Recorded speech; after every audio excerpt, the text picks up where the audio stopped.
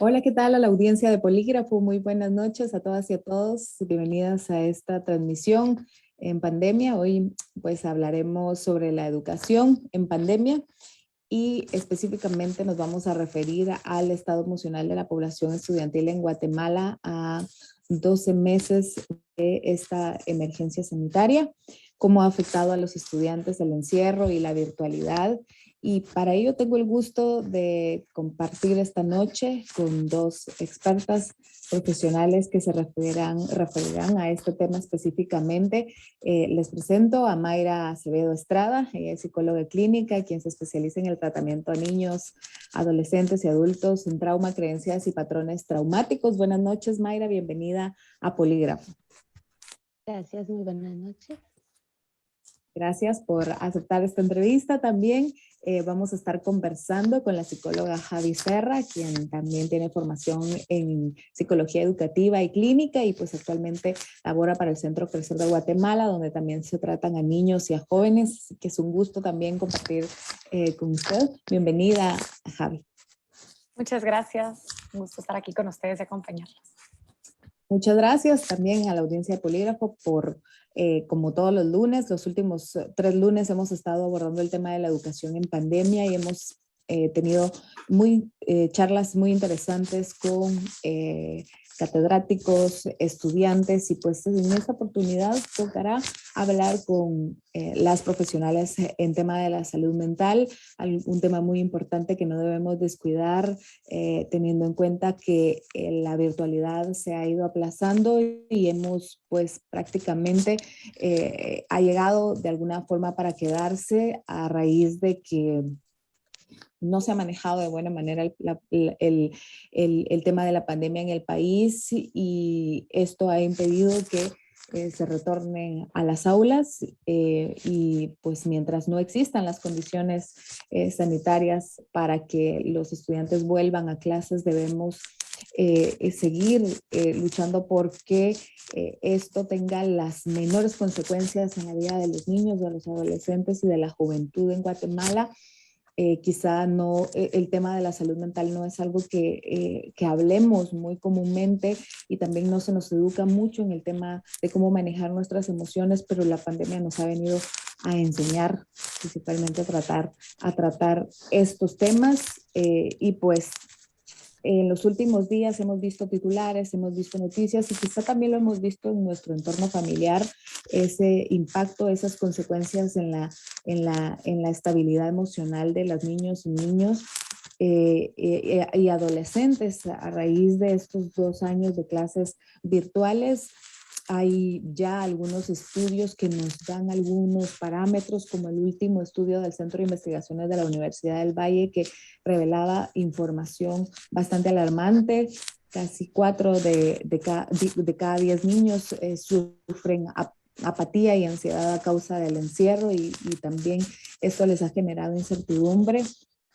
La pandemia, me refiero, y pues este va a ser uno de los temas, pero vamos a tratar cuáles son esos patrones que provocan a la juventud, están provocando que la juventud se sienta de esta forma. Debemos escuchar a nuestros niños, debemos escuchar a nuestros jóvenes y para esto es este espacio, para también analizar qué es lo que está pasando y qué alternativas podemos encontrar. Así que voy a iniciar con una pregunta que es quizá muy obvia, pero necesaria. ¿Qué impacto pues, tiene a nivel emocional en los niños y adolescentes no poder socializar con sus compañeros, con sus maestros, el no verlos en clases, sino únicamente detrás de las pantallas? Quizá podamos iniciar con Javi. ¿Qué nos puedes decir al respecto? Claro, con mucho gusto. Gracias por la palabra. Bueno, solo también quisiera agregar, yo soy parte de la dirección del colegio Kinderplatz, entonces también tengo un poco esa mirada de la parte desde un colegio y creo que también podría ser bastante enriquecedor. Y también desde la parte clínica de la salud mental, considero que el hecho de que los niños no puedan ir al colegio, que hayan perdido como una rutina de socialización, justamente que esto pregunta es algo donde se han perdido muchas habilidades blandas que se conoce, o la habilidad de la inteligencia emocional, todo lo que es lenguaje no corporal, o sea, son muchas otras cosas que van de la mano también con la educación como tal. digamos que también lo que se conoce como funciones ejecutivas, muchos otros procesos se han perdido y los colegios de alguna forma o la educación en línea se ha tenido que enfocar solamente en cumplir con los requisitos o también como cumplir con lo que los niños tienen que aprender, el contenido y demás, lo cual ha generado también mayor carga académica para los niños. ¿Qué está pasando con esto? También los niños han perdido la capacidad de manejo de estas donde han tenido mucho más estrés, mucha más carga y se tuvieron que acoplar o adaptar en realidad en un proceso demasiado drástico. Fue demasiado rápido que tuvimos que acoplarnos a todo y hasta el momento considero que los niños, en vez de irse adaptando, más les está afectando el no poder regresar a las clases. Principalmente lo que vemos es un alto nivel de ansiedad. Me atrevería a decir que no del 100% de la población, pero sí mucha de la población estudiantil.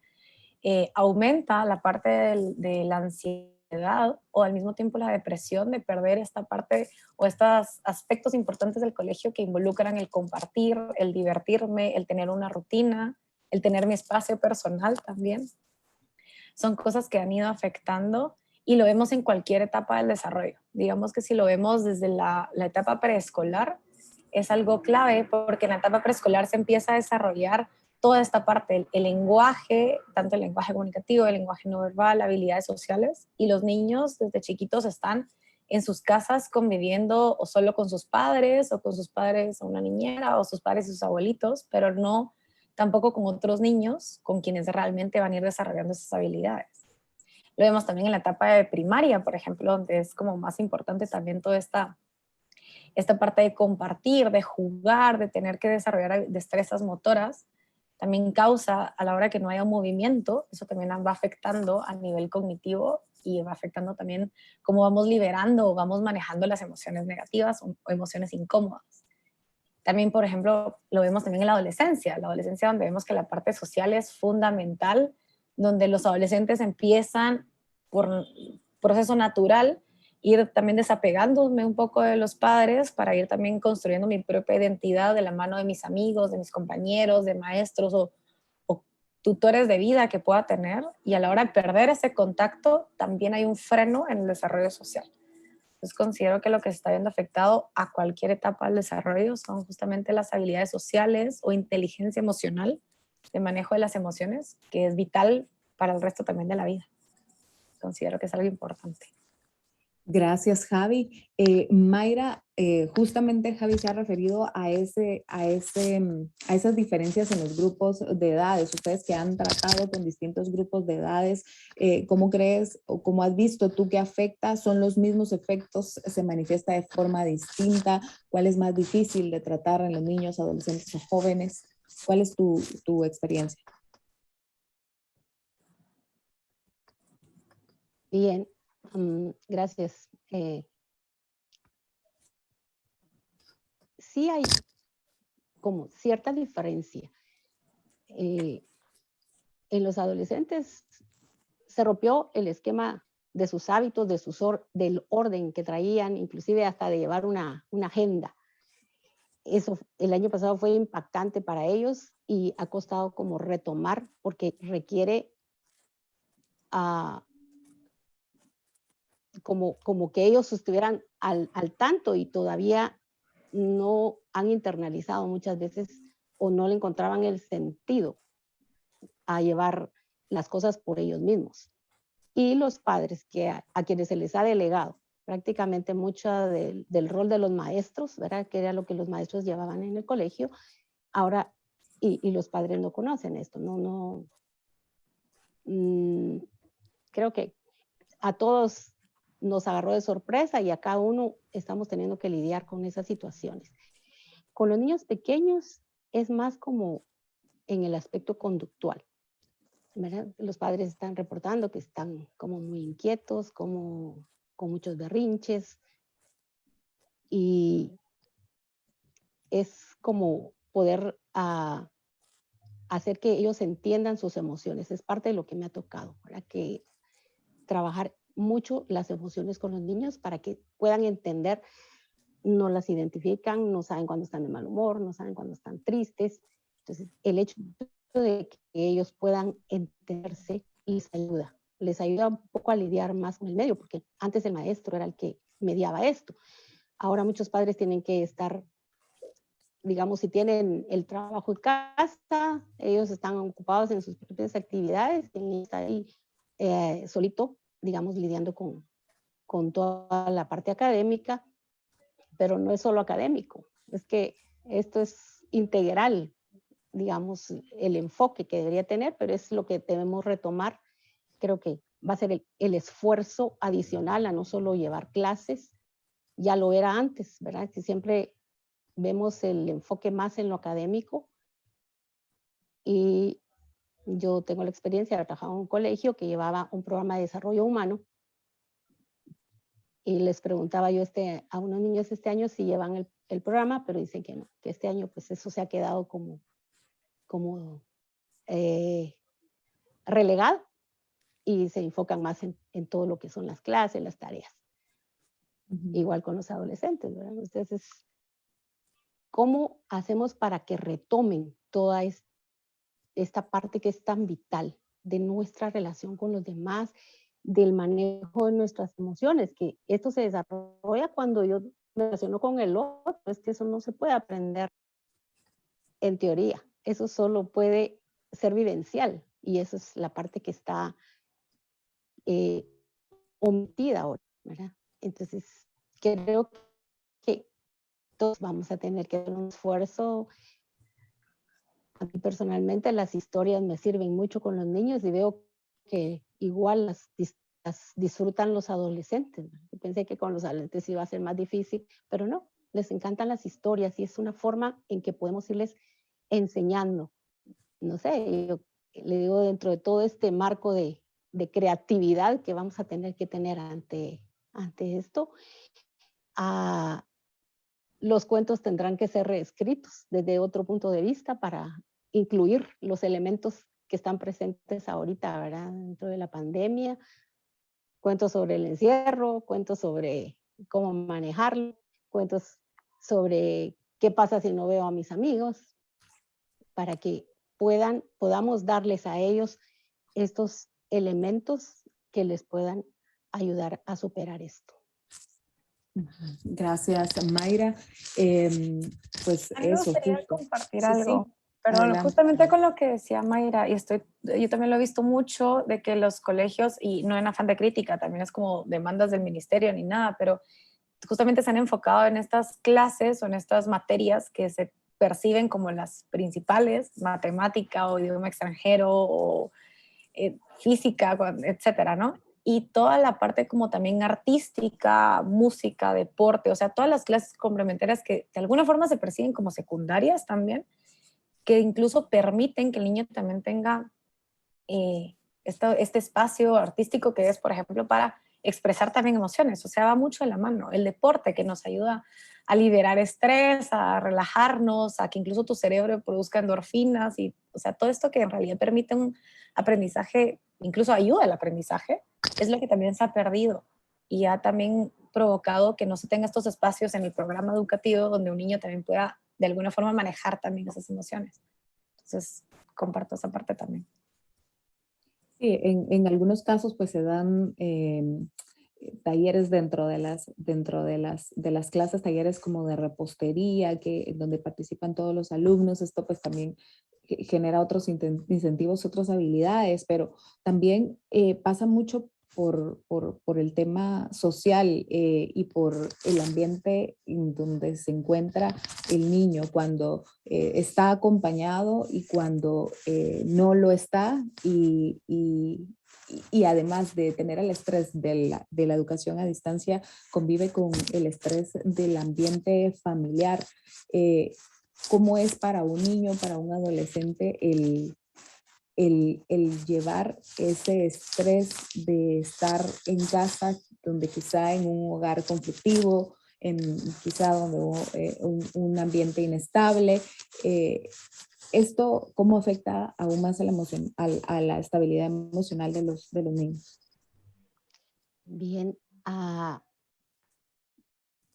lo que sucede es que los niños se van cargando, o sea, porque no saben cómo canalizar todo esto. ya sea porque están ausentes, que se vuelve una etapa así de un tiempo solos, porque aunque haya una empleada, no funge, ¿verdad? No llena ese espacio, digamos, de poder compartir, de poder conversar, de preguntar cosas, o hasta de poder jugar con ella. Entonces, todo eso se va quedando como guardado.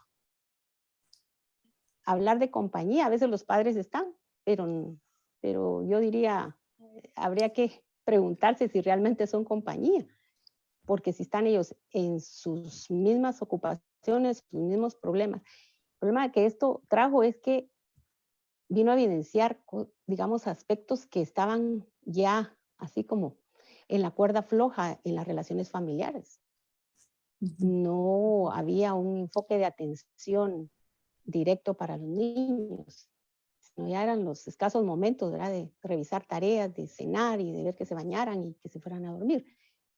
En cambio, esto ahora implica hacernos cargo, asumir la relación y lo que eso implica. Y como no sabíamos, esto nos vino a retar y no sabemos cómo manejarlo. Entonces, ¿qué pasa?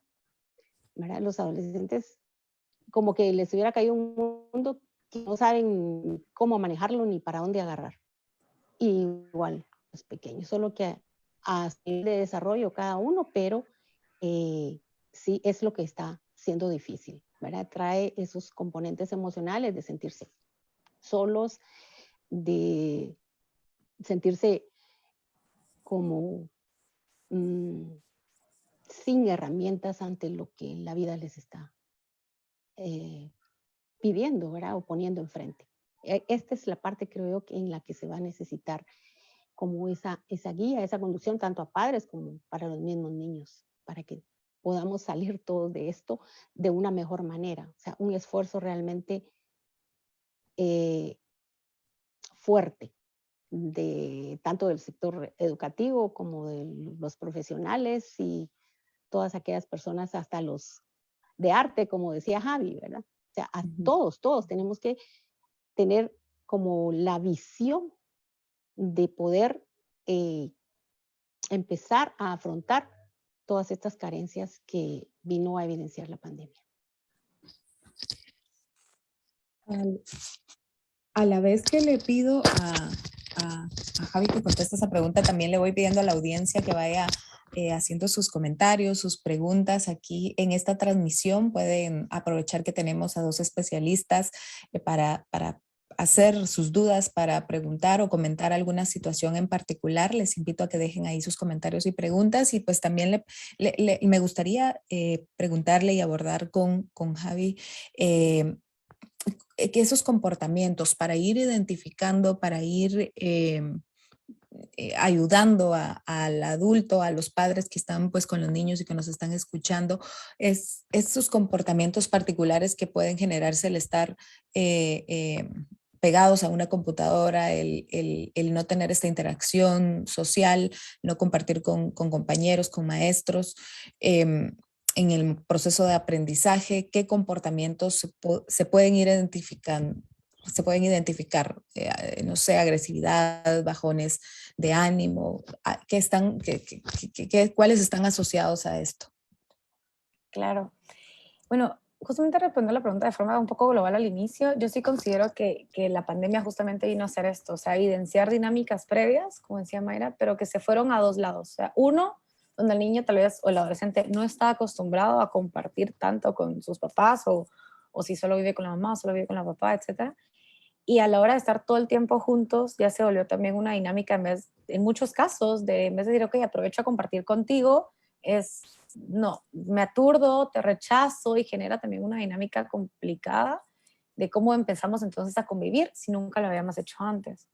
O por lo contrario, cuando estamos también todo el tiempo en casa, hay muchos chicos también que de alguna forma absorben las emociones de los papás o también se las empiezan a reflejar y proyectar. Entonces es como realmente los papás son los que están en una situación de angustia, de estrés, de depresión, o sea, situaciones económicas, cambio de rutina, problemas familiares, independientemente del tema, que el niño inconscientemente empieza también a abordar o a sentir esas emociones y de alguna forma proyectarlas a los padres, que empieza a afectar también la dinámica. En cuanto a la parte de pantallas y videojuegos, yo creo que algo que se ha visto, y no solo en niños ni en adolescentes, sino también en adultos, es que ha incrementado increíblemente la necesidad de tener un dispositivo electrónico. Realmente yo considero que es algo que no todas las personas hemos tenido la conciencia de saber manejarlo, y es algo que también viene desde antes, pero ahorita se vino a agravar. ¿Por qué?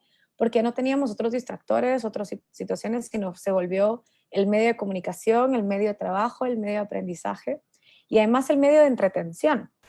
Digamos que a la larga también para los papás podría haber sido una carga de ahora soy maestro, me tengo que asumir pues tengo que asumir mi rol de papá todo el tiempo y lo más fácil es toma un teléfono y juega, ¿sí? Y la dificultad que se ha evidenciado también en poder ponerle límites a sus hijos.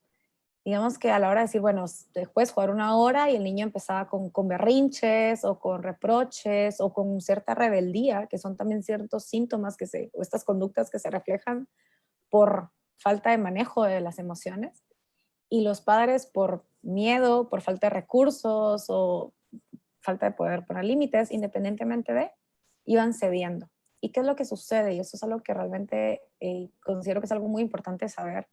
También el exceso de pantallas y los dispositivos electrónicos están programados para hacer una sobreestimulación al cerebro, independientemente de la edad. ¿Y qué es lo que sucede? Nuestro cerebro, por biología natural, está buscando todo el tiempo estímulos externos.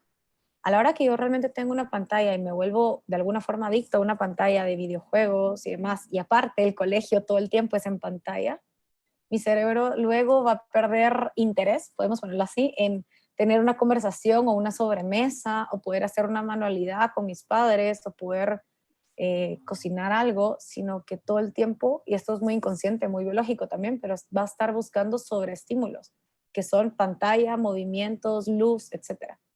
Entonces, ¿qué es lo que pasa?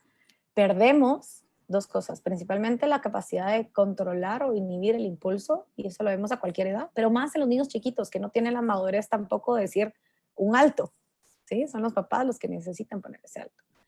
Y también los adolescentes que también más se vuelcan porque aparte es la única parte social que también están teniendo y tienen toda esa necesidad de la parte social, ¿no? Que afecta, por otro lado también lo he visto mucho en los adolescentes, en todo lo que es construcción de su identidad, no necesariamente identidad sexual, sino identidad como personas, afecta también en su seguridad o en su autoestima porque todo el tiempo es una comparación y no se logra a nadie ver a sí mismo. Entonces, eso provoca a nivel conductual o a nivel emocional mucha depresión, mucha angustia, falta de autoestima, que luego es más difícil manejar. Y de alguna forma también se ha perdido la creatividad. Una recomendación que me encanta dar es recuperemos la creatividad en decir qué podemos hacer que no sea poner a nuestros hijos a jugar videojuegos todo el tiempo, ¿no? O ver redes sociales o demás, ¿no?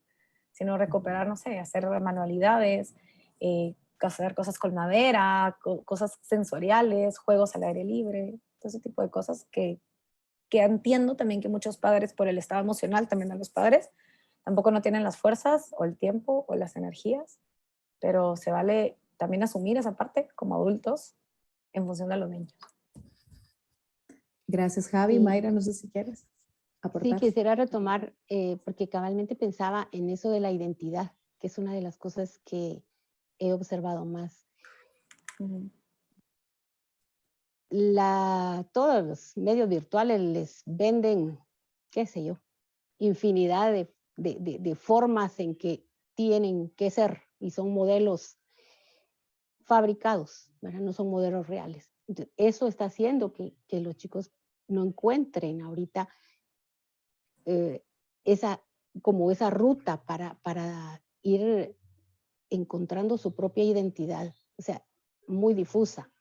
Y se necesita también el esfuerzo de poder guiarlos a ese sentido. Y está pasando inadvertido para muchos de los padres, y yo creo que hasta para los maestros. Hoy me decía una colega que se perdió ese trabajo, esa supervisión personal que había en la clase para el niño, de conocerlo, de conocer cómo trabaja cada niño, porque ahora el maestro tiene que satisfacer, ¿verdad?, el requisito del contenido y estar supervisando más que todo la atención y otros aspectos, pero no hay un conocimiento a nivel individual de cada uno de sus alumnos.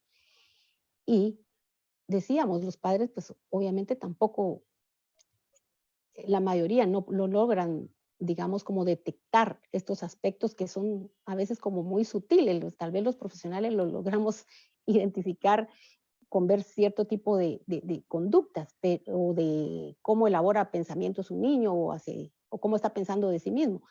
Pero para los papás, mientras llega a ser evidente, ya se creó, digamos, ese problema de desfase de quién soy yo, ¿verdad? ¿Quién soy yo en relación a mí mismo, como decía Javi, o quién soy yo en relación a los demás?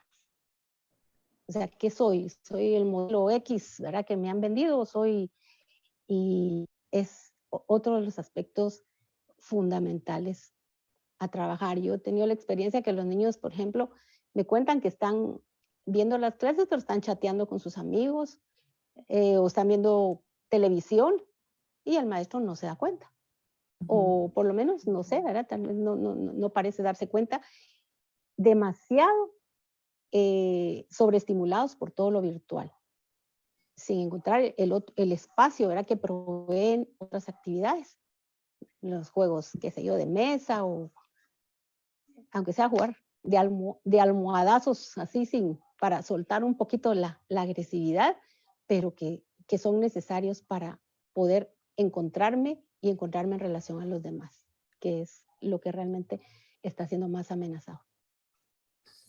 Tenemos ya algunos comentarios y preguntas. Tenemos una catedrática universitaria, Nancy Arroyave, comenta que le preocupa no poder identificar los problemas emocionales debido a que sus estudiantes no colocan ni siquiera las cámaras, no encienden las cámaras en el momento de recibir clases y es difícil ver sus gestos. Dice que ha tratado de abrir distintas vías de comunicación y espacios de retroalimentación para saber cómo se sienten con las actividades, pero que muchos no sienten la confianza para hablar. Y pues interesante el aspecto que comenta porque ella da clases a jóvenes de primer año, es decir, que nunca han tenido la experiencia de qué es ir a una aula o a una aula universitaria, ni esa experiencia universitaria, y pues pide acá si tiene algún consejo, si tenemos alguna de las expertas le da un consejo para poder abrir esas vías de comunicación y lograr tener la confianza y que los jóvenes también logren expresarse, ¿verdad? Que es algo que le preocupa. ¿Alguna de ustedes quisiera contestar? Yo considero que una de las cosas fundamentales es romper un poco el esquema tan automatizado que se ha hecho de alguna forma con las clases en línea. Digamos que, yo lo he visto mucho en niños pequeños, o sea, a nivel preescolar, pero también creo que aplica a cualquier edad, incluso universitarios, donde las clases realmente no sea la presentación o el video, sino ahí sí que invito otra vez a recuperar la creatividad, de poder que del otro lado, o sea, del otro lado de la pantalla, el niño, el alumno, el adolescente o ya el adulto que está viendo en la universidad tenga también cosas manuales y cosas que hacer, cosas que sea como que tenga que involucrarse, que tengan que compartir y demás. Y por lo tanto, eso abre la oportunidad a que sea un no negociable que las cámaras estén apagadas, por ejemplo. Donde también yo sí invito a que recuperemos un poco también esta parte de decir, ok, yo sí necesito estos ciertos límites, que son límites sanos, ¿sí? Que creo que es importante para empezar a desarrollar también esta conexión de la manera que se puede, ¿no? E invitar también a hacer actividades, como mencionaba, que del otro lado de la pantalla tengan cosas manuales que también tengan que enseñar de alguna forma. Eso considero que sería un primer canal para. Y luego, eh, igual hacer dinámicas rompehielo, donde de alguna forma cada persona tiene que ir participando o comentando algo personal, pueden ser cosas muy sencillas, y donde ya se empiece primero a romper, valga la redundancia, perdón, el hielo, y que entonces empezamos a fomentar confianza, porque si no también, eso es otra cosa que ha sucedido, o sea, yo me protejo, de alguna forma la pandemia ha creado miedo, en general es miedo, miedo a tener contacto, miedo a acercarme a otra persona, entonces me quedo en mi zona cómoda, y es muy cómodo estar recibiendo clases donde puedo estar incluso hasta en pijama, entonces no me estoy permitiendo tampoco yo acercarme a las otras personas. Entonces, tener estas dinámicas también rompehielo, donde de alguna forma hacemos que las otras personas se involucren en la clase virtual permite empezar a desarrollar esa confianza que luego nos va a permitir también involucrarnos más emocionalmente, en este caso con los alumnos. Considero que sería algo importante. Muchas gracias, Javi. Una o dos preguntas que quizá pueda ayudarnos también a responder. Mayra, no sé si quería responder también, Sí, o querías comentar algo.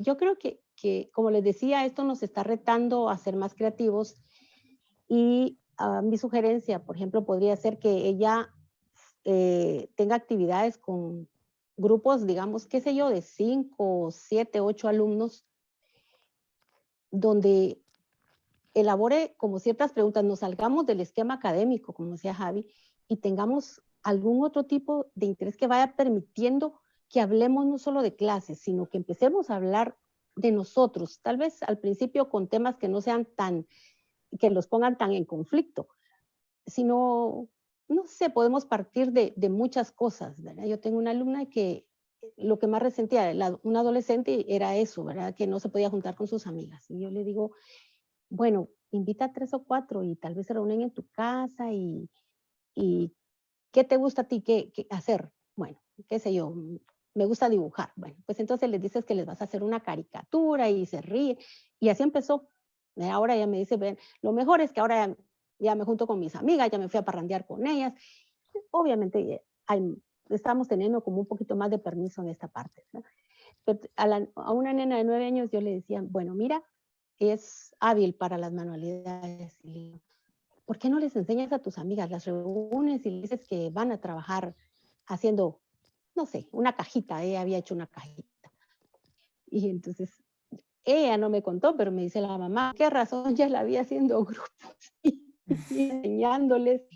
O sea, se trata de encontrar ese elemento que nos caracteriza a cada uno y que ahorita está, pues, qué sé yo, ahí como reprimido, escondido y de repente ni yo misma sé que soy buena para eso, para el canto, para declamar, para el baile. O sea, esas actividades creo que no han pasado de moda, sino que se pueden retomar a nivel de universitarios, pues habrá otras actividades que se puedan desarrollar, ir trabajando con grupos más pequeños a modo de ir abriendo esa confianza, ese espacio donde podamos hablar de nosotros.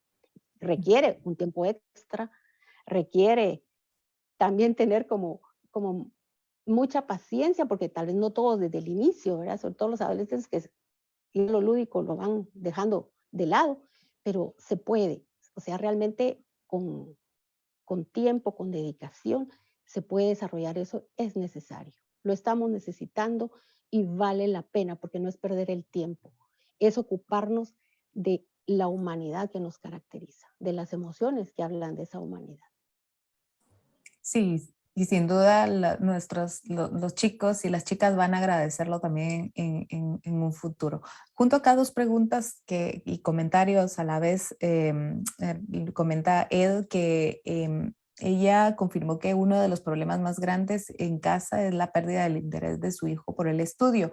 Lo llevaron varios meses con una psicóloga infantil y implementaron algunas de las recomendaciones en casa, pero que no han visto que el colegio pues tome o acepte algunas de las recomendaciones de la psicóloga. Pregunta si han tenido experiencias similares y cómo las han manejado, y justo podemos conectarla con la pregunta de Telma Cabrera, que menciona que pregunta qué recomendaciones podría darse para incluir en los programas educativos y atender el tema emocional de las niñas y los niños y adolescentes y jóvenes desde el ámbito educativo, desde la academia. No sé si Javi quiere contestar. Sí,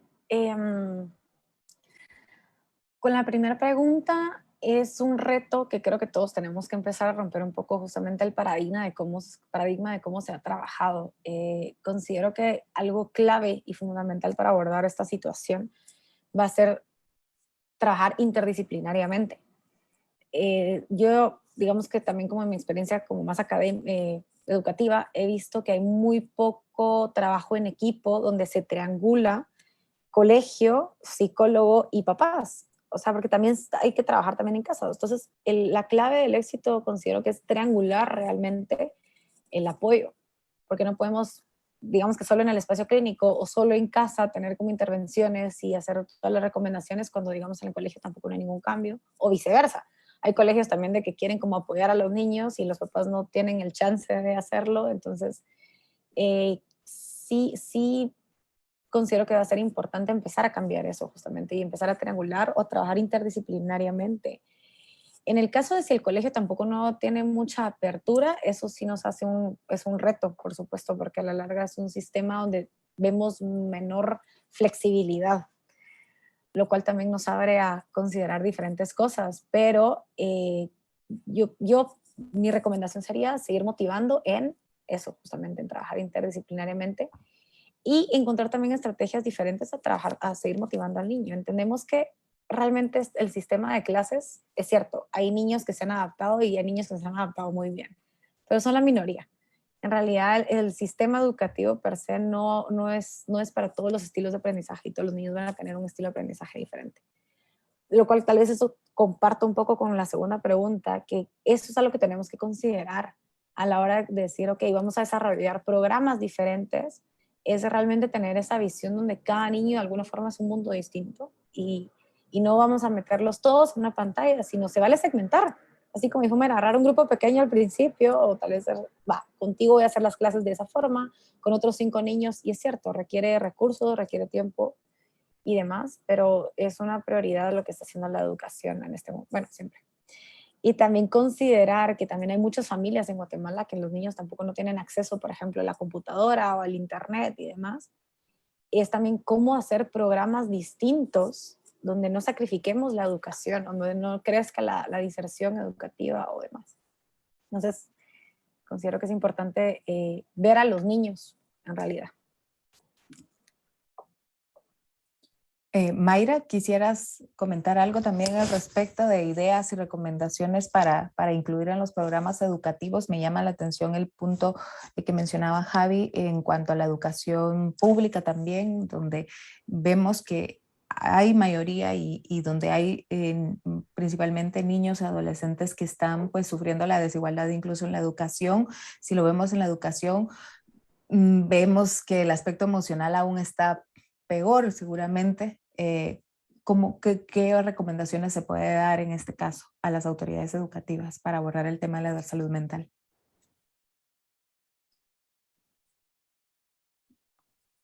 Bueno, a nivel público sé que tienen grupos de padres que se preocupan de la alimentación de los niños. O sea, ya eso ya está formado. Entonces, quiere decir que si pueden formar, entonces también grupos de padres que puedan compartir experiencias. Ustedes saben que en todos lugares siempre hay padres que son más asertivos, ¿verdad? O sea, se les ha dado la facilidad o ya tienen ellos también un clima emocional que favorece eso.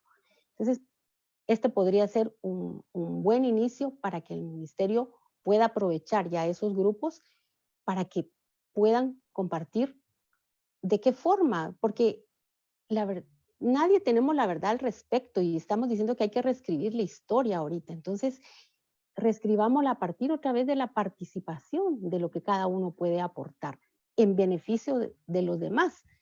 Y ahí se buscará, pues, de qué manera, si los hacen en grupos pequeños o los hacen en una, pero hay que iniciar ya. Y lo mismo creería yo que a nivel, digamos, de los colegios privados. Habían muchos que tenían ya escuela para padres. Entonces eso tiene que ser retomado a nivel virtual, tal vez ahorita, ¿verdad? O yo no sé si lo hacen presencial con grupos que se, digamos, dentro de los límites de aforo, ¿verdad? Que ahora se menciona, pero es primordial retomar, porque no podemos trabajar solo al alumno, tenemos que trabajar todos, tiene que estar comprometido, ¿verdad? Todo el equipo, digamos, de lo académico y también involucrar a los padres. Es la única forma. Y yo le diría a esta mamá que insista con el colegio. Ahí sí que está, es hasta bíblico que hay una viuda que logró que se le hiciera justicia de tanto que cansó al juez e hizo que tomara su caso y diera, digamos, impartiera la justicia. Entonces, yo creo que en cuanto se trata de un hijo, uno no debe ceder, porque lo que uno está buscando es que el hijo se desarrolle de la mejor manera. Y es válido que siga insistiendo, que de tanto lo va a lograr, que no decaiga. Muchísimas gracias a ambas. Pues yo tenía también más preguntas acá. Igual vamos a seguir respondiendo las preguntas de la audiencia que están aprovechando este espacio y este consultorio para comentar y para formular sus preguntas. Y me gustaría saber si ustedes han percibido, si en la pandemia las personas se han abierto más para buscar ayuda en este tema psicológico. Y lo pregunto precisamente porque me llama la atención que hay mucho interés también de la audiencia. Por ejemplo, Lilian Meoño pregunta que su segundo hijo nació al inicio de la pandemia y está ya buscando actividades o cómo reforzar sus habilidades preparándolo para el prekinder. Ambas preguntas podemos responderlas en una. ¿Cómo ustedes ven la búsqueda de la ayuda? Tomando en cuenta que pues, el tema de la salud mental es hasta ahora un tema tabú en la sociedad. Claro, yo considero que el tema de la salud mental, por supuesto que es prioridad, así como buscamos al doctor, al pediatra desde que los niños nacen. La salud mental es algo que también tenemos que empezar a darnos cuenta a nivel de sociedad, justamente, que es algo clave, que nos permite desenvolvernos plenamente en cualquier ámbito. Y en realidad yo lo que he visto más que todo en la práctica es que muchas situaciones que a la larga venían desde antes de la pandemia. O sea, no es que la pandemia hizo que entonces las personas, o sea, agravó muchas cosas y provocó también muchas otras. Pero en mi experiencia también me he visto que muchos chicos o familias venían como con ciertas situaciones que la pandemia lo agravó. Entonces fue como también de alguna forma un despertar en decir, ok, esto sí era lo que se tenía que abordar, que trabajar, que mejorar. Y en cuanto un poco como la pregunta la última pregunta de la audiencia que hiciste es, yo considero que la educación inicial en realidad es algo clave y fundamental en Guatemala. Algo que es un punto también delicado es que en realidad la educación inicial no es obligatoria en Guatemala a partir del Ministerio Público, pero es algo realmente prioritario. Viéndolo desde la salud mental, de los 0 a 6 meses es cuando la persona, o sea, todo ser humano, empieza a construir todo lo que es su persona, a instalar creencias conscientes e inconscientes de sí mismo, a desarrollar muchísimas habilidades. Y lo que vemos es que el desarrollo es tan rápido, porque en esa etapa un mes hace una diferencia súper significativa. Y eso lo que representa es de que el cerebro está demandando muchísima estimulación y muchísimo aprendizaje, crecimiento, y entramos a muchas partes también más neuropsicológicas. Por lo tanto, sí es fundamental, o sea, o sí es una recomendación, y incito a que las personas busquen también estos espacios para los niños preescolares, porque a la larga es también la base donde ellos desarrollan habilidades en general que les permite luego desenvolverse en mejor forma, tanto social, cognitiva, emocional y demás, que les va abriendo mejor campo también ahí sí que la carrera académica, desde primaria, secundaria y demás, y también como personas. Entonces es algo importante porque lo que vemos es que son niños que están creciendo en un ambiente cerrado que es casa, con una sobreestimulación negativa que sería pantallas, con poco y con temor. De alguna forma los niños están creciendo también inconscientemente ya con temor. Entonces se vale no venderles, sino mostrarles realmente esta otra parte que sigue siendo saludable y segura para ellos. Hablemos de la atención, de la capacidad de atención y del aprendizaje desde el punto de vista humano, y es porque también ya están surgiendo preguntas específicamente de ese tema. ¿Cómo afecta en el rendimiento académico y por ende en la educación esa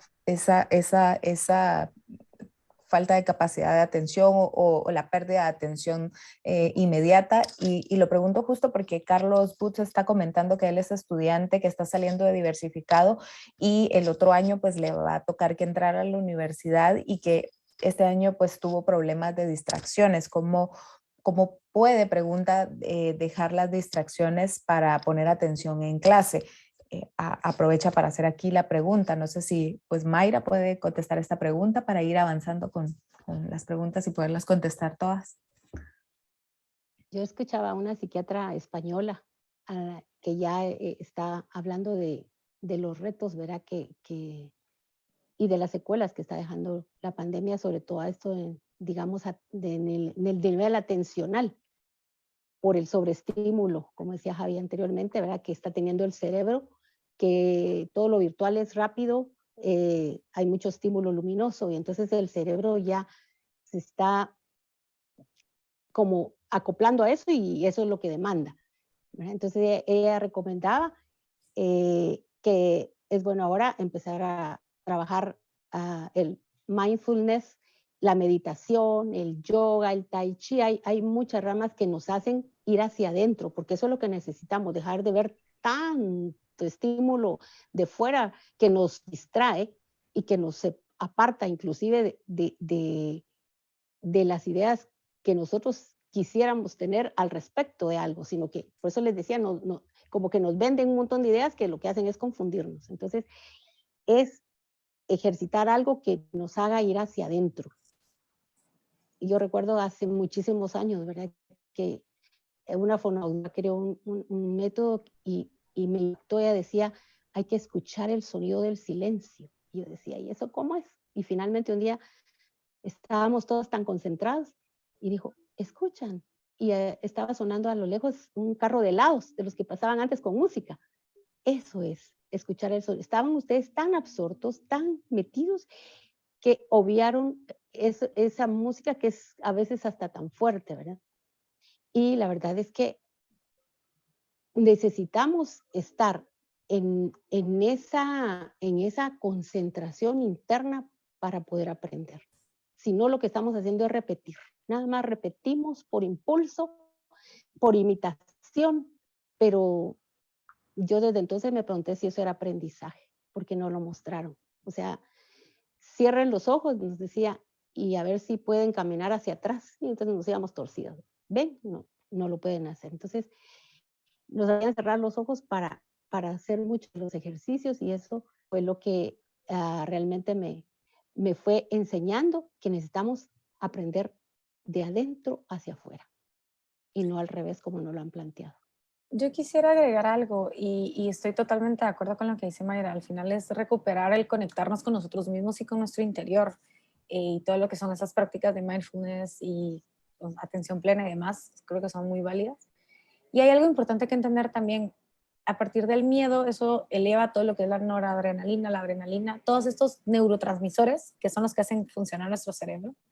Y lo que provoca esto en realidad es estar en un momento de alerta. La mayoría de veces es inconsciente, o sea, ahorita todos vivimos sin miedo, pero lo que hace es bajar la capacidad del cerebro realmente de atención y concentración. Porque si yo estoy en un estado de miedo, de alerta, es imposible, neurológicamente es imposible. Entonces baja la capacidad de atención y concentración. Entonces una recomendación también muy importante es cómo yo voy a compensar esas emociones de miedo por dos cosas. Uno, la información científica ayuda realmente a disminuir el miedo, porque estamos todo el tiempo viendo tantas cosas de redes sociales, tantas situaciones que no todo el tiempo son verdad, que nos elevan el miedo y no necesariamente es algo real, o que tengamos tanta información. Y por otro lado, es como yo también compenso esas emociones negativas, o sea, cómo yo puedo en realidad bajar la noradrenalina, adrenalina y todos nuestros químicos del miedo y del estrés, que es el cortisol y demás, y aumentar otro tipo de químicos en mí que me ayudan a la concentración. Dedicarme tiempo a mí mismo, tener la disciplina, por ejemplo, de dejar redes sociales a un lado y hacer otro tipo de actividades que son conmigo mismo, o sea, que me permitan también relajarme, incluso también con niños. O sea, no les enseñamos a los niños a aburrirse o a estar con ellos o a disfrutar de la naturaleza, etcétera, etcétera. Entonces creo que es algo que da mucho para ampliarme más, pero es algo importante para buscar ese tipo de actividades, cómo compensar eso. Sí, a lo largo de la Carolina, transmisión. Sí, sí, adelante, solo Mayra. quisiera agregar algo, porque lo tenía desde el segmento anterior. A nivel, yo creo que de país y a nivel colectivo, hay dos temas fundamentales que hay que trabajar para la salud mental, ¿verdad? Uno es el duelo, porque todos tuvimos que hacer un duelo, todos tuvimos que dejar algo, renunciar a algo.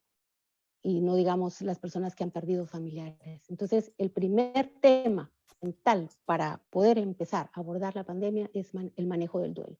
Y el segundo sería cómo enfrentar el miedo, como decía Javi, porque el miedo es lo contrario de la vida, no es la muerte, es el miedo. Cuando nos metemos en el miedo, entramos en procesos en los que nos negamos a atrevernos, nos negamos a experimentar, ¿verdad? Porque primero es como que nos paralizáramos. Entonces son dos temas que para mí son fundamentales ahorita, en la actualidad. Y son dos temas que se pueden trabajar únicamente pues buscando la atención, no hay otra forma y hacerlo quizá de forma individual. Si esperamos que pues se formulen desde las autoridades, desde los centros educativos, es un poco difícil y complicado. Es algo que debe pues lamentablemente buscarse de forma individual, ¿no?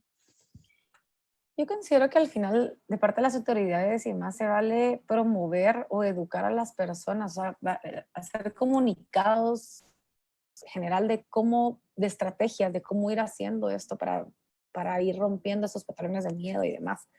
Hay mucha desinformación realmente de estrategias o de forma de ver las cosas y demás que nos permita manejar de mejor manera estas situaciones. Por ejemplo, algo muy básico, pero que en realidad a todos les podría ayudar mucho, es una de las formas de afrontar el miedo es dándole la vuelta. En vez de tener miedo a lo que está afuera, confiar en mis capacidades internas para afrontarlo. Por ejemplo, o sea, son como pequeñas cápsulas de información que así se puede ir compartiendo y es educación de la salud mental, que no necesariamente tiene que ser un tabú, puede ser un estilo de vida también. Entonces, fomentarlo. ¿Cuál puede ser ese primer paso para enfrentar el miedo del que justo comentabas, Mayra?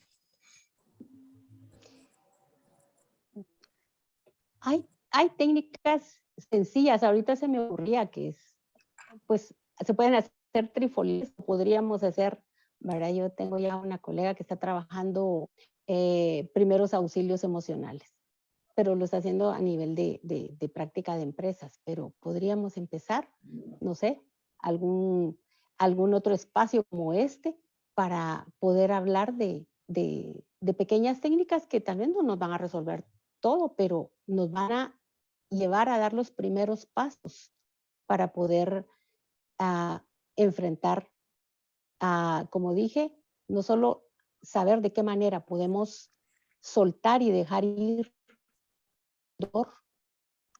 de qué manera hacemos una renuncia voluntaria y no forzada a muchas cosas, porque eso es lo que nos está deteniendo, ¿verdad? Que sentimos que nos obligaron y eso ya marca una diferencia. Si empezamos a decir, bueno, ya esto no lo puedo cambiar, acepto lo que viene y lo acepto con ilusión, porque al fin es algo nuevo. Uh-huh. Abrazar esa incertidumbre en vez de pelear con ella. Porque si estamos en posición de pelea, estamos con todo el cuerpo tenso y eso nos estresa, en tanto que abrirnos a aceptar cosas que no vamos a poder cambiar. O sea, realmente en esto hemos tenido que aceptar muchas cosas. Ese es un primer paso en cuanto a lo que es el duelo.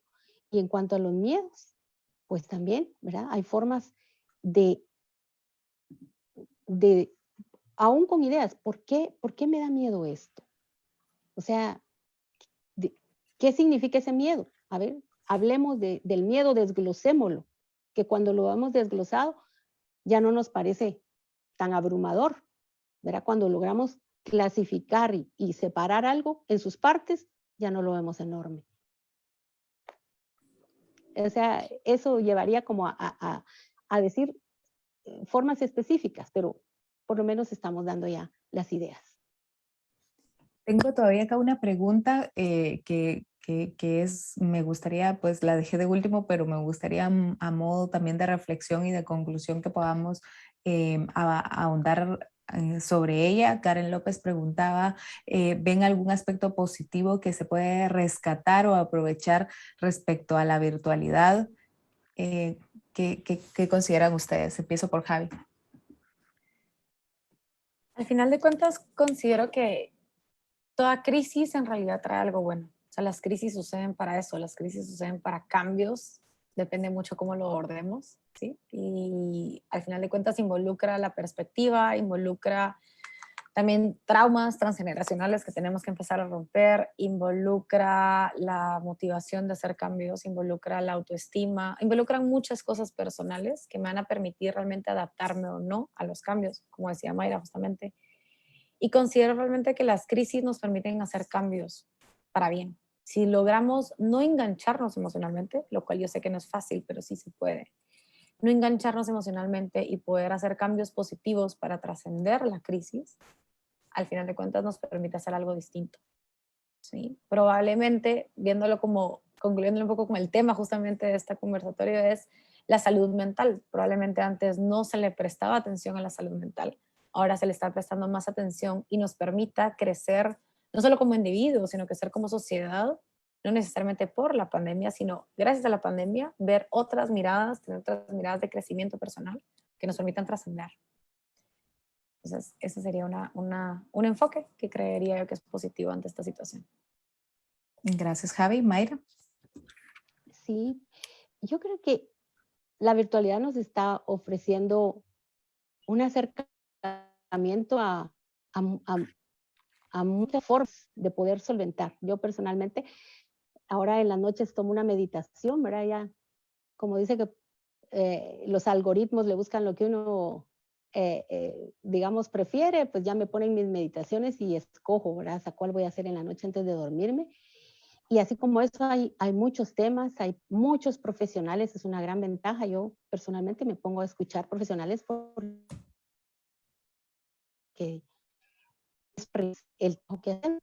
Entonces, creo que la virtualidad puede ser muy bien aprovechada en esta época, no para hacerla como el tema de nuestra vida, como está pasando con los jóvenes, porque no saben, ¿verdad? Es como lo que les tocó y entonces se están sumergiendo en eso, sino como en todo, hacer el mejor uso y el mejor aprovechamiento que podamos en beneficio nuestro, ¿verdad? Creo personalmente que los individuos saben qué es bueno para cada uno, que no lo querramos hacer es otra cosa, pero cada uno sí nos conectamos, sabemos qué es bueno y qué no.